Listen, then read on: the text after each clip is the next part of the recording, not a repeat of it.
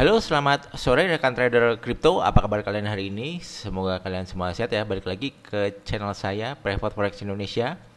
Pada Jumat sore ini saya ingin sharing lagi mengenai analisa saya atau pandangan saya di cryptocurrency ya, terutama di Bitcoin versus US dollar dan juga ada altcoin ya.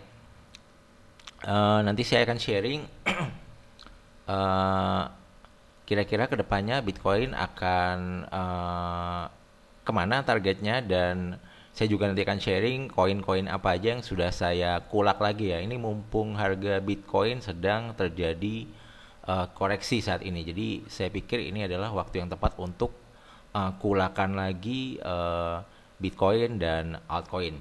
Tapi sebelum itu saya mau sharing dulu kepada teman-teman semua sebuah hardware wallet ya dari designwallet.com, produsen asal Korea Selatan, teman-teman. Jadi teman-teman yang belum mengetahui apa itu hardware wallet, jadi hardware wallet itu semacam brankas untuk menyimpan uang ya teman-teman. Tapi brankas ini fungsinya untuk menyimpan aset kripto kita agar lebih aman lagi ya teman-teman. Karena kalau kita trading di exchange ya, semacam Indodax, Toko Kripto, FTX, Binance dan lain-lain, itu sebetulnya aset kripto kita itu kita titipkan di brankasnya si exchange tersebut. Jadi di walletnya exchange tersebut. Jadi seandai kata exchange-nya bermasalah atau ada apa-apa dan ada potensi dana kita nggak bisa kita tarik. Contohnya seperti kasus yang beberapa waktu yang lalu yang mengenai FTX exchange ya, padahal itu sudah exchange terbesar nomor 2 setahu saya setelah Binance ya, koreksi kalau saya salah. Itu ternyata mengalami fraud ya atau gagal manajemen. Dan akhirnya semua nasabah panik menarik semua kriptonya ke exchange yang lain, dan ternyata exchange tersebut nggak punya dana sebanyak itu, dan akhirnya fraud, dan akhirnya banyak dana nasabah yang tidak dibayarkan. Salah satunya adalah saya. Jadi dana saya untungnya saya cepat narik dana dari situ, dan ada yang kelupaan $100 di wallet, dan itu sudah saya coba tarik untuk yang kedua kalinya.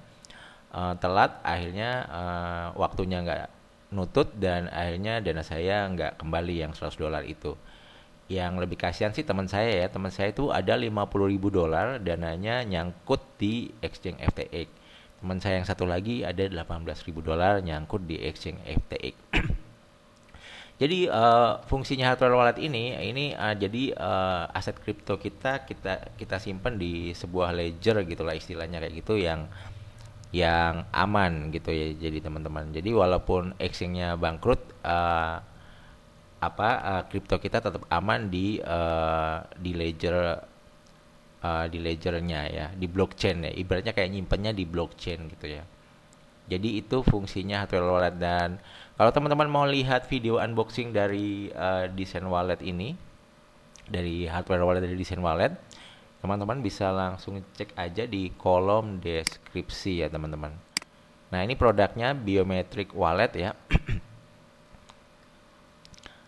di mana biometric wallet ini dia sudah support multiple cryptocurrency. Jadi kripto apapun bisa ya kita simpan di hardware wallet ini. Yang kedua, secure private key management. Jadi password dari wallet ini dibuat pada saat kita instalasi ya. Jadi lebih aman karena instalasinya secara offline, jadi sangat jauh untuk bisa dihack ya. Jadi ini lebih aman. Kedua, large OLED display. Jadi tampilan layarnya ini gede ya, 108 kali 128 pixel. Kemudian di sini dia juga ada tempat untuk biometrik ya, authentication atau sidik jari. Jadi ini lebih aman untuk digunakan. Kemudian state of the art security ya. Intinya ini untuk proteksi yang kuat, keamanan yang kuat, dan yang terakhir adalah backup dan restoration. Jadi ketika alat ini hilang atau misalnya dicuri, nggak usah khawatir karena selama orangnya nggak punya ini yang private key ini tadi. Nah ini kita yang nyimpen private key-nya. Jadi nanti ketika ini private key-nya atau passwordnya dibuat di alat ini, kita tulis di kertas, kita simpen. itu maka akan aman-aman saja walaupun alat ini hilang, rusak atau dan sebagaimana macam, karena nantinya kita bisa restorasi dengan mudah menggunakan private key yang kita simpan tersebut. Jadi yang perlu dijaga sebetulnya adalah private key-nya pada ujungnya nanti ya teman-teman. Jadi itu. Dan kemudian misalnya teman-teman tertarik untuk membeli alat ini, jadi nanti alat ini dikirim dari Korea Selatan ya, menggunakan DHL waktu itu saya. Nah itu teman-teman bisa cek di kolom deskripsi linknya untuk pembelian satu buah alat ini. Itu harganya hanya $129 aja teman-teman, dari harga umumnya $159. Jadi kalau teman-teman beli dari link saya yang ada di kolom deskripsi itu diskon sebesar $30. Jadi lumayan hemat ya untuk beli satu biji ya. Nah, nanti bisa teman-teman pelajari ya, bisa mampir ke websitenya. Kemudian untuk pembelian dua sekaligus, ya ini harganya lebih murah, $219 ya. Dari kalau harga umumnya $318, jadi teman-teman hemat $99 ya. Jadi hampir 1.500.000 teman-teman hemat ya kalau misalnya beli dua sekaligus.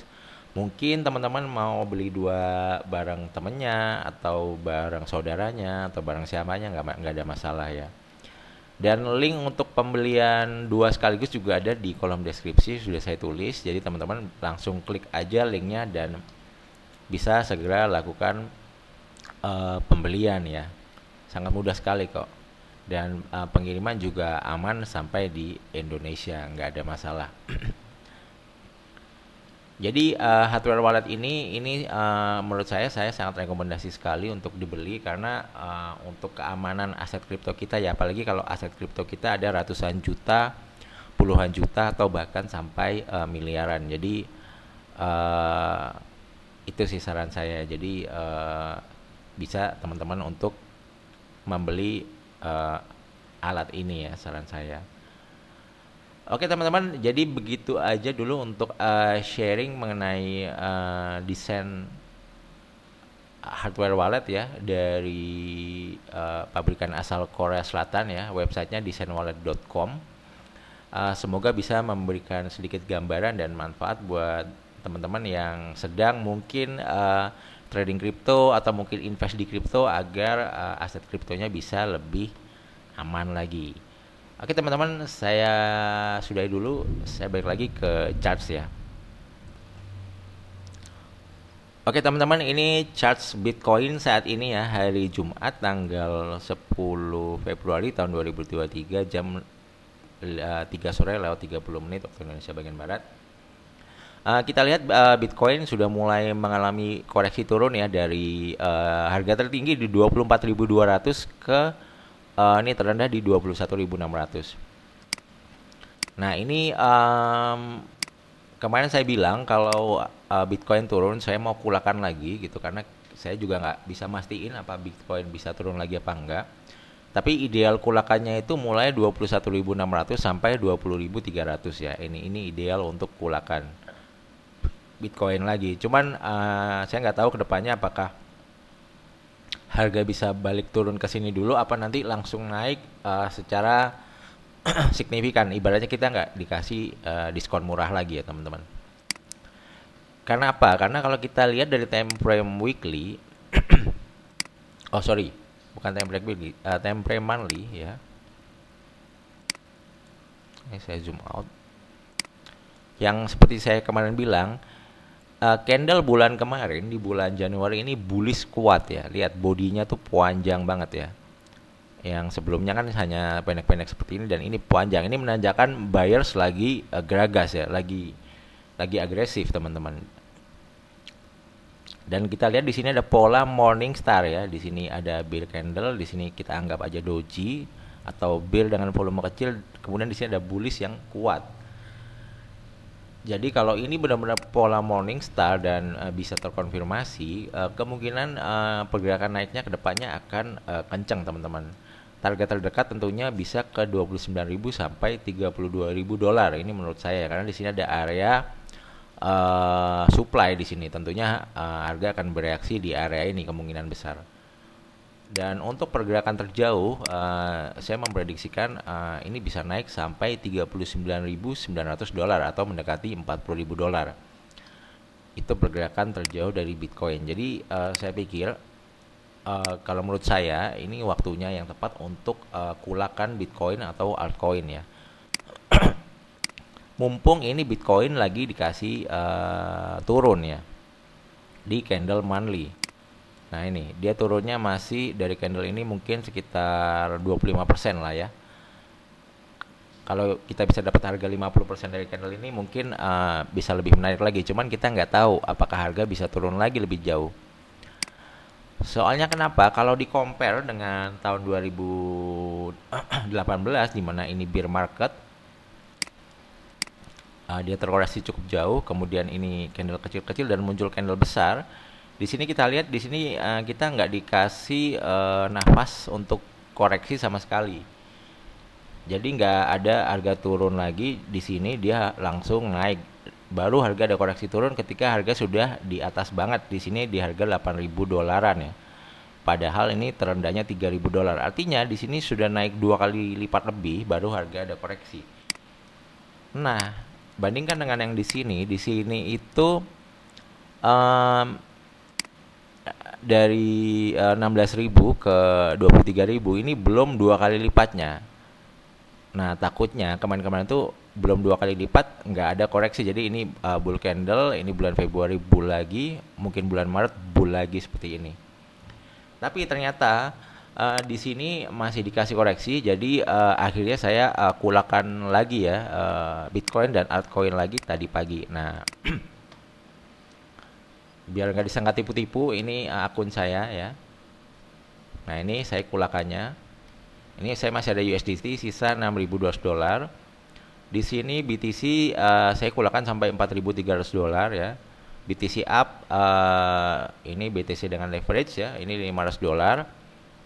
Kemudian ini untuk altcoin saya baru sedikit ya, di DCA ya, takutnya harga masih bisa turun lagi. Jadi saya kulakan $50 dulu, Solana, Shiba, Mana, Sen, Doge, Avax, Cardano dan GMT. Sementara masih ini sih ya.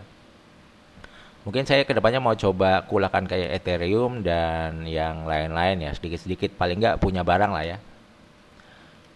Seperti itu. Ini saya sisain $6.000 untuk DCA lagi kalau harga ternyata nanti kedepannya masih bisa turun lagi ya. Nah kita zoom out dulu. Nah kenapa saya rekomendasi untuk buy BTC di area ini? Karena di sini ada area demand ya. Di sini ada area sideways ya, kemudian dia break. Ini artinya area demand. Nah kita nggak tahu nih harga bakalan masuk ke area ini dulu apa enggak, apa langsung mantul di sini. Nah kita lihat ini candlenya 4 jam udah mulai mantul ya. Karena di sini ada level resisten sebelumnya dan ini menjadi support. Nah, kita nggak tahu apakah harga bisa langsung mantul nanti ya di sini. Karena kalau kita lihat dari indikator di sini saya pakai LSMA 48 jam dan BB berapa nih ya? BB 48 ini arahnya masih memang turun di time frame H4. Tapi kalau di time frame daily ini arahnya masih naik ya teman-teman, nih MA-nya masih naik, cuman ada pelemahan turun dulu. Nah kita nggak tahu apa ini koreksi turun, habis itu dia lanjut break high kembali ya teman-teman. Jadi saya pikir daripada saya nggak kulakan, ya udahlah saya kulakan dulu aja. Tapi ini balik lagi ya ke teman-teman semua ya, dan saya saranin memang untuk Dior ya, atau do your own research. Jadi ini saya cuman opini pribadi saya dan saya juga mau sharing apa aja yang saya kulak koinnya, dan